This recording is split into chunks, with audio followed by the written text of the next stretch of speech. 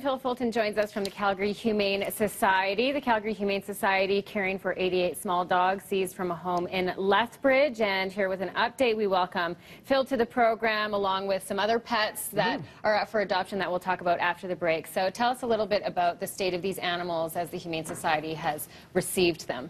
Well, they came in last week on Thursday night.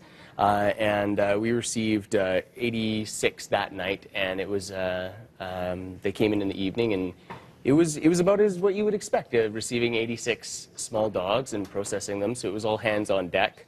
Obviously, our team did a really fantastic job of triaging that many animals, giving them an incoming medical exam, seeing what their needs were at that moment, and then getting them into some clean housing and just addressing their immediate needs. So now we've received 2 more, so the total is now up to 88. Wow. They're doing well, the majority of them. Obviously, with 88 different dogs, the individuals it's kind of all over the map, but for the most part, they all are in various states of fear, quite frankly. A lot of them behaviorally are like very, very fearful right now. Not the greatest condition in terms of coat condition, so some of them are missing hair, and a lot of dental disease in the majority of them, as well as joint and hip issues and what we call luxating patellas. Right. So yeah, a lot of knee issues. Okay, now what is the Humane Society's goal to getting these pets ready for homes? Because you can't look at that footage and not have your heartstrings pulled, so I'm sure there are many Calgarians wanting to help.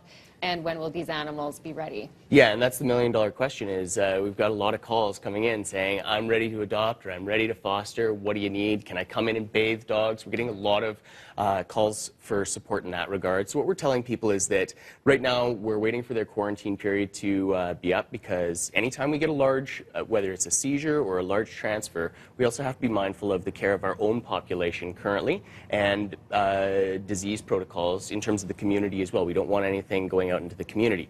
So once that hold period is up, then we will determine what's the next course of action for whether that be surgery, dental, transferring them out, going out for foster or adoption. And we're fairly confident that the majority of these pups will be adoptable.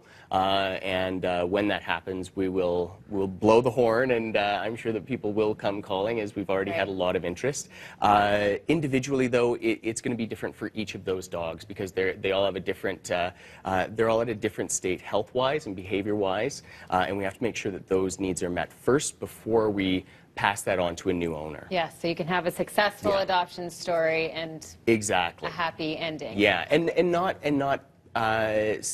we want to set the adopter up for success. So we want to make sure that we're doing you right by giving you a healthy dog and one that you're ready to take into your home. Okay, terrific. Well, great work done by the Humane Society and volunteers. As always, there are pets who are ready for adoption. We will meet some of them. There are kittens in the house. The adorable adoptables just after this.